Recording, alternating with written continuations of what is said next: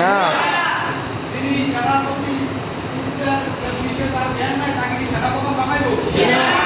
54টা যুদ্ধ সংঘটিত হয়েছে।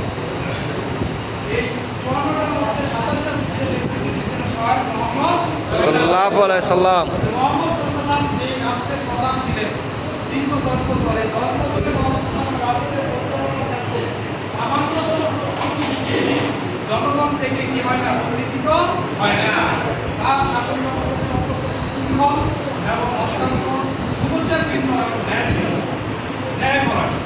সম্মানিত দিনী ভাইরা, আমরা দেখেছি মোহাম্মদ সাল্লাল্লাহু আলাইহি ওয়াসাল্লামের ইতিহাস থেকে যারা পড়েছেন, মোহাম্মদ সাল্লাল্লাহু আলাইহি ওয়াসাল্লামের জন্ম থেকে 40 বছর পর্যন্ত তিনি তার জাতির কাছে ছিলেন আল-আমিন। কি ছিলেন? আল-আমিন। বিশ্বস্ত আমানতদার, সাদিক, সত্যবাদী ছিলেন কিনা? জাতির তার জাতি লোকদের বড় বড় সমস্যার সমাধানে রাসূল সাল্লাল্লাহু আলাইহি ওয়াসাল্লাম বিচারক হিসেবে মানছে। মানছে। জি। এই যে কাবার হাসিনা আসওয়াদ স্থাপন নিয়ে অনেক যুদ্ধের মধ্যে রমরমা যুদ্ধের সাপ বেরোল। আল্লাহ রাসূল